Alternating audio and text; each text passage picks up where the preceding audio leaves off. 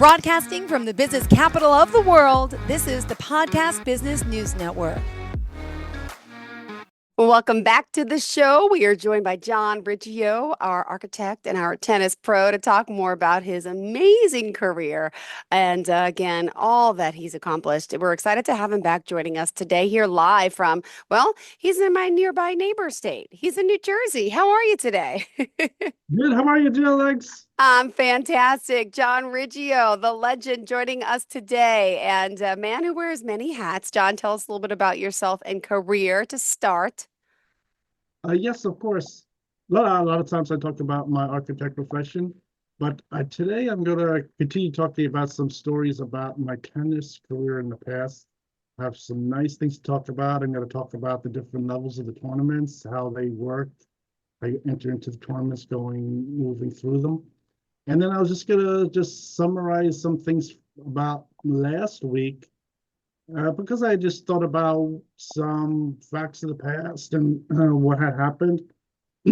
So what had happened there in the Alley Pond at that time was the tournament that I had won was called the Fisher Open. And this is sponsored by the Fisher Tennis Racket Company. They provided advertising, so they put their name on it. And the tournament went really good. It was a very high tournament. It included all the same people that were involved with the 87 US Open. So it involved everyone there. They all were trying to win this. And so I was playing it, and I did so amazing that it came down to a final match. And the final match was against another top-ranked player. And there, what happened was, just to summarize from last week, is Richard Branson was present, Sir Richard Branson, and he was there, and he, of course, was my sponsor, and he was there on one side of the tennis center, and my opponent was on the other side of the tennis center, and they were sitting behind this glass wall. And there was sign wrap all around. It was on ESPN. Television cameras were there. They had all kinds of professional photographers. And also, I think one thing I was pointing out was this was really big because I was there. I invited family, friends, and one of my girlfriends that I have talked about before, Delilah, she was there. Yes. This is a big stage because we have our professional pictures were taken there by our sponsors, and I don't have copies of them. Maybe one day I can find them, but they took pictures of them, and so this whole event went great. I won the tournament. I had the pictures of myself with the trophy, myself and Richard Branson with the trophy. Everything went great, and I even received a free tennis racket from my tennis sponsor, Patrick Mulrooney, and at the tennis shop. So I received a gift from that too. So everything went really good. And then I think one interesting thing is, at this point, I was explaining some things about the time frame between one sponsor to the next. Because I think last week I talked about some interesting things about the player and myself as the player, advertising myself, getting involved with some things, building my own professional tennis, like publicizing myself, maybe getting news released from this whole tournament and things like that, and trying to work on those things. And those were recommended to me by other tennis players. So that was one thing. But I think more important really with this is the tennis playing. What happens is, when you start off as the pro tennis player, a sponsor decides to have you play, and they have this thing with the ATP of taking a name.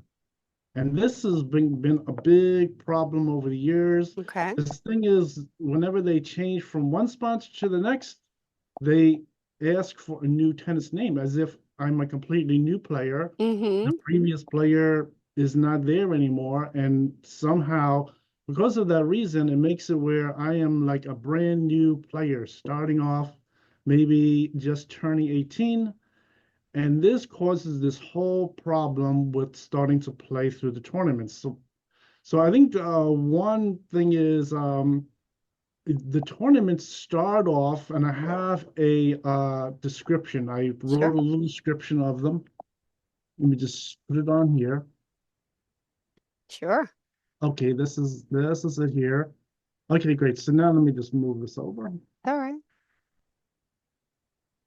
Oh, Okay, so this is showing the tournament levels. I just see the blue screen. Sorry.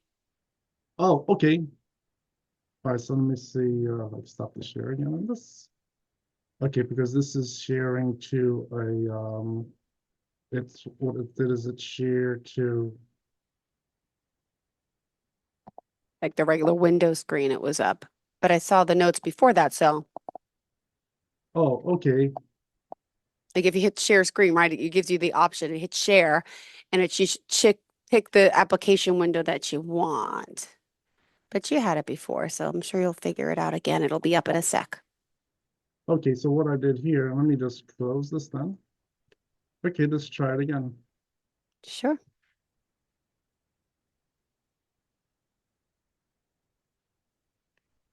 Okay, how about now? Can you see the page? Yep, I see it. Well, I just saw it. It disappeared. You had a what? I see the blue again. I just see the windows, like the four. Oh, okay. There you go. Yep. American Airlines, Manhattan Eastern. I see that. Yes. Okay, so what's happening There here we is go. these at the time were the going hmm tournaments. Now, what I was explaining is very interesting. So, say if I have a sponsor, it's brand new. I say the sponsor is going to have me play tennis, and it goes for maybe 6 months a year. Okay, so what happens is I have to enter into the tournaments down here. Can you see like the little pointer hand coming across? The little hand. Yep. hmm Okay, good. So I'm putting it across here. What happens is you enter into this area here, and they start to set up matches. They put you on the ATP Tour matches, hmm and a lot of times you might even have to play through some people who are really playing ITF level tennis. And you play through them. Then you move up, going through the different tournaments they have. They have a lot of different tournaments, different level tournaments, moving up through here, going past maybe national hmm tournament. And the national tournament has different tracks depending on your age. Some of them are all the way down here at level 5.5, Okay. which is usually the very starter of the national tournaments.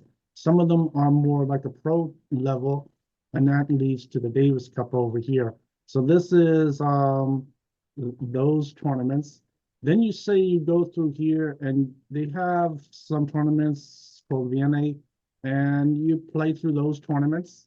Then they have tournaments in between those, and the list that most people know, the U.S. Open, Laver, French Open, and Wimbledon. And I think a lot of people know that hmm locally because we have the U.S. Open over here locally, so a lot of people know the tournaments. And so this is the tournaments. But what happens is, so between these tournaments, you get to the U.S. Open level tournaments, which is what I was describing at Ali Pond. Now, what happens is if you play another 6 months and you have the ability to keep winning, you start to move up to the next level. There's all tournaments between here and these tournaments. There's a whole set of tournaments. And I think the level between this level and here is another 250 player levels. So there's a lot of tournaments here. So I've been able to reach this number of times. I think it had to do with the number of months and years I was playing for Okay. sponsors. So I originally when I started off with my pro shop in Hicksville, and with the pro shop in Hicksville, they found me the sponsor Prince Racket Company.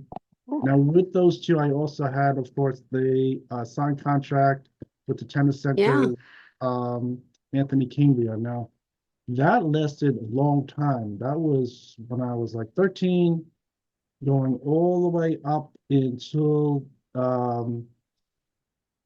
Richard Branson in 1987. So that lasted a long time. And in that time, I played through everything here on the list. And so as a junior, I did win some of these tournaments that I'm showing here on number one. I won a number of them. I don't remember all of them.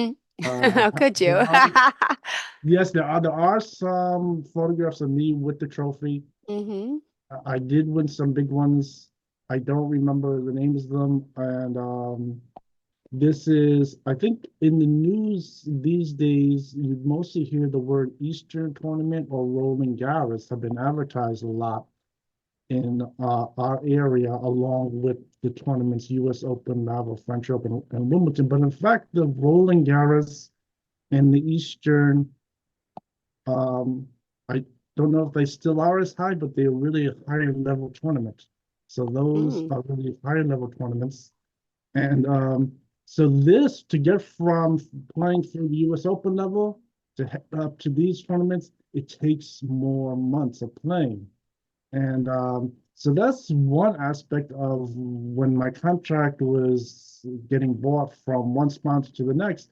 There was this time frame, a certain number of months of playing, moving up through uh, the different tournaments, winning them, keeping the playing percentage, and so I think so my contract that was sold with at Ali Pond with Richard Branson was really over here, and that's so the next few months I could really continue to move here. Then I think the next one, my next sponsor was with Gloria Vanderbilt Wow. and her sports group, and that really lasted longer, and I was able to move all the way back up to where I played the Eastern. I won the Eastern.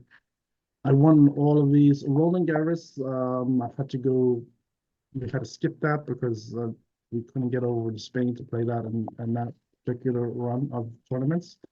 And then with these also, it works very similar with the players internationally. It is exactly the same with the players internationally, depending on how they're able to get around. hmm And then I had explained that with Ross Perot, I think that playing run could have lasted a little longer because what happened is we started to get up the same way going up through the US Open level.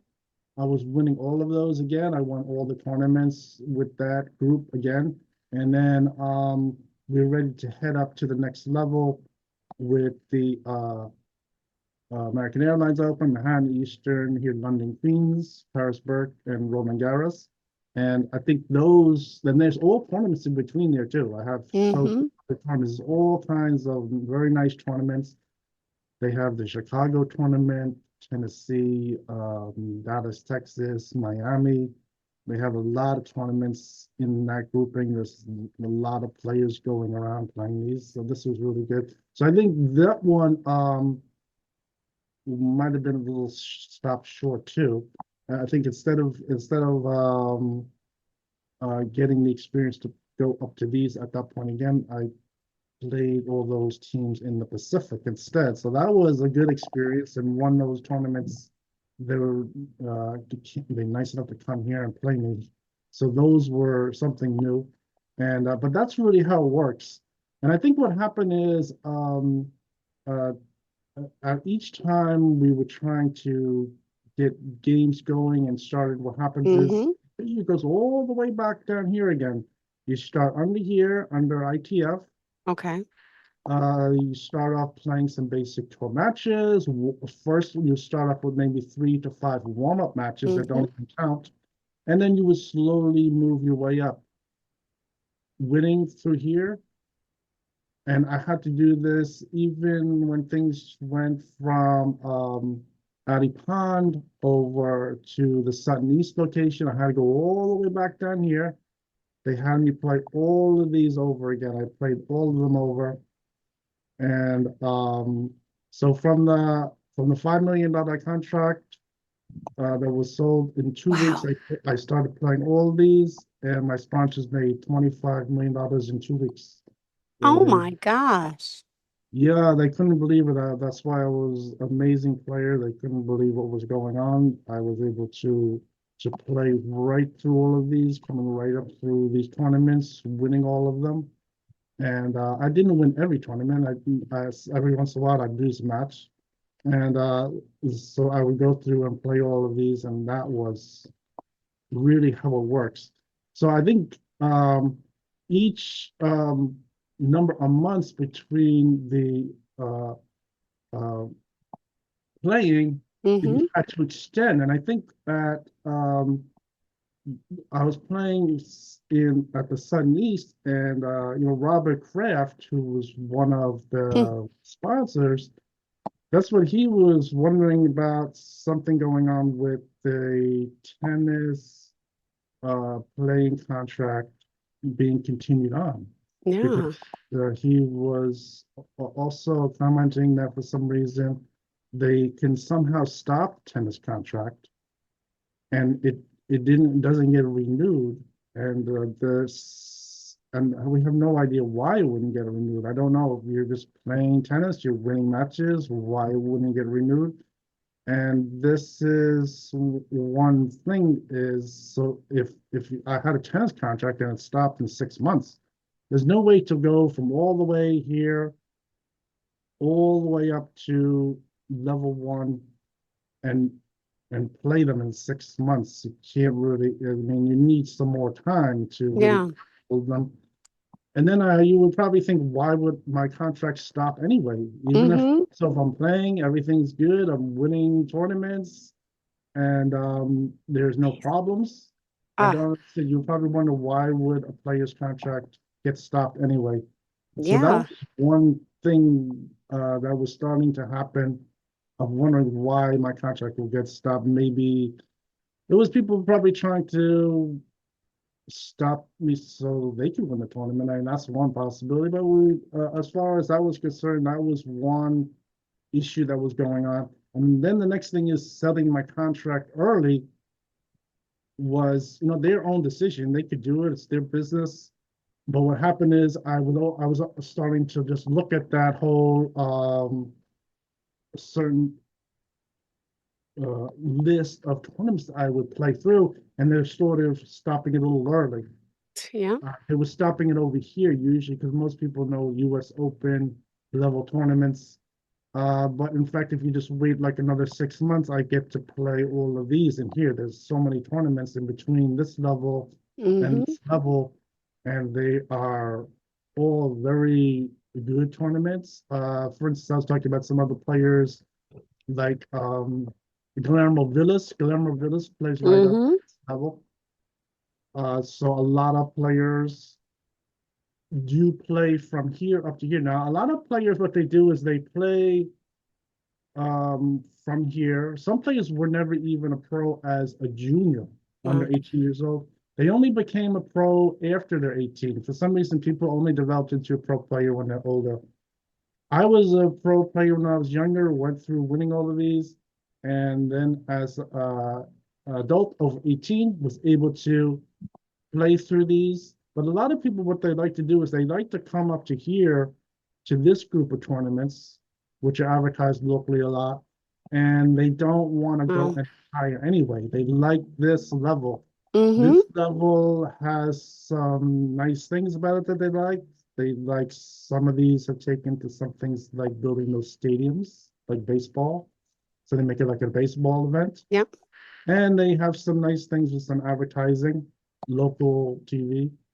And this is so they like staying here. They don't want to start losing matches coming up here. Yep. I can come up here. I can win these matches. I this is really good. And the people playing these also, they sort of have the same understanding of what's going on with tennis. That they have this level over here where there's a lot of advertising for them. And but this is pretty good. And I think this is also good for the sponsors too. Going through here.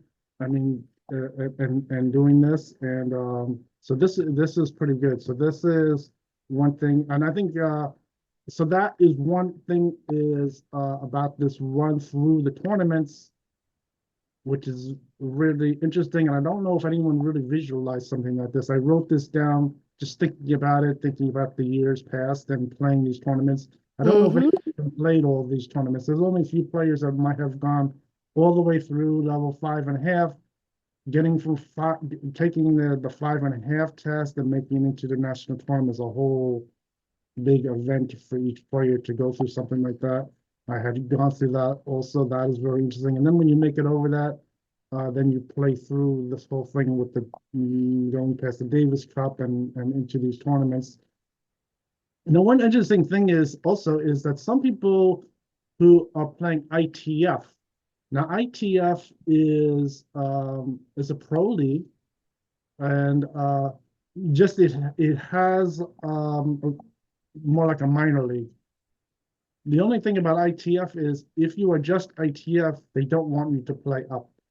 The only Oh. way you can play up is if you were to really make it. Like when I tested Oh. players on court 33, we had this thing where I tested some players Mm-hmm. and they let two players move ahead into the ATP.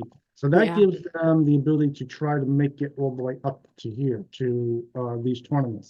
So they could try to do it. If they could win in here, I mean, that's really good for them. They could do this. But what they usually do is if you're playing just ITF, they usually don't like you moving up through there. A lot of people who are ATP, from talking to the other pro players, some of them move down and play ITF tournaments. They allow them to move down. So you Okay. could, people who are playing up here, so if you made it to ATP, some people play ITF anyway.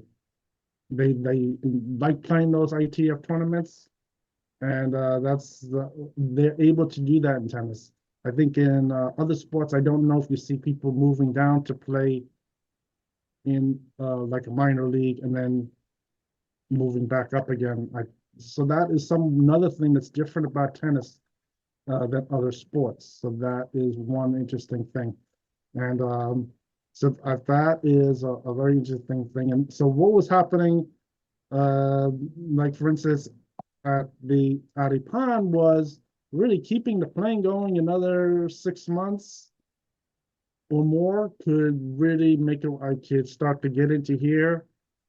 There's more money winning, and I think more playing for me, more growing of my own Hmm. professional tennis and things like that. Yeah.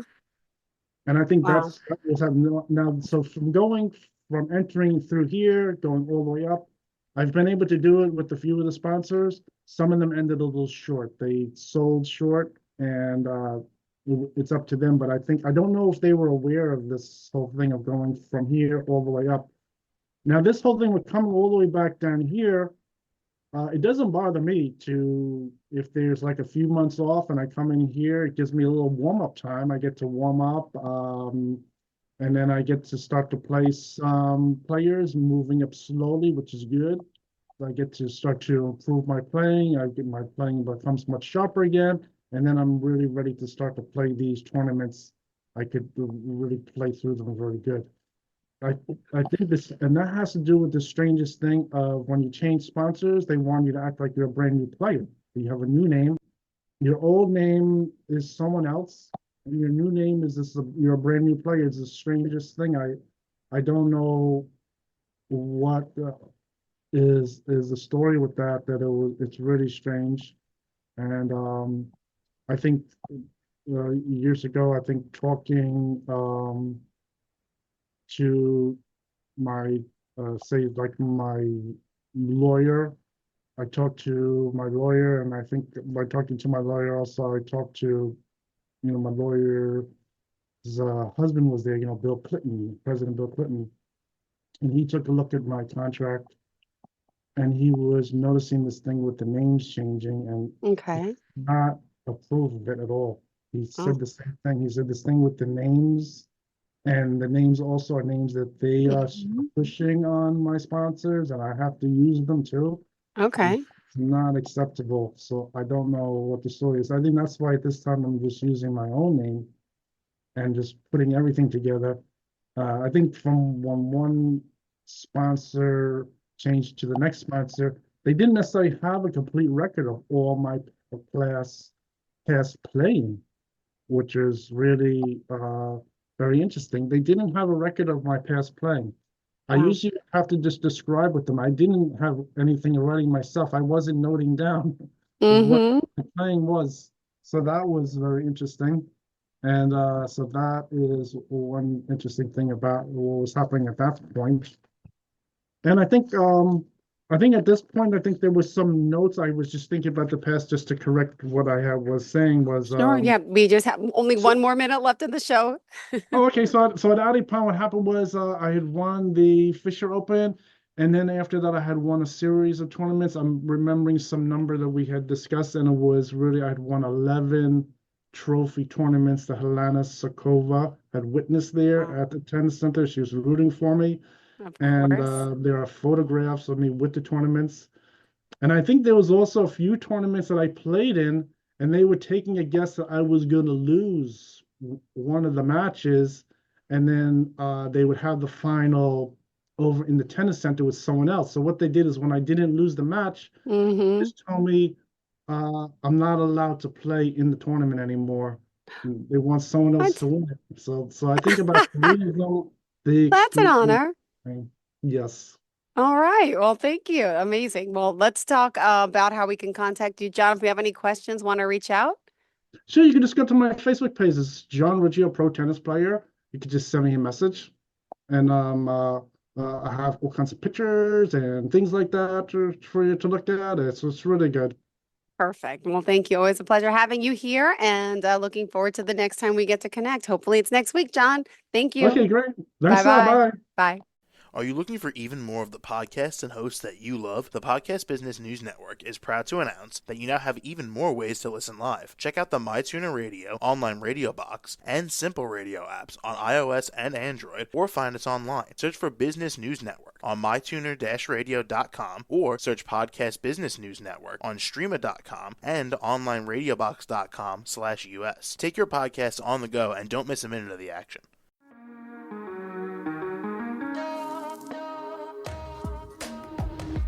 Broadcasting from the business capital of the world, this is the Podcast Business News Network.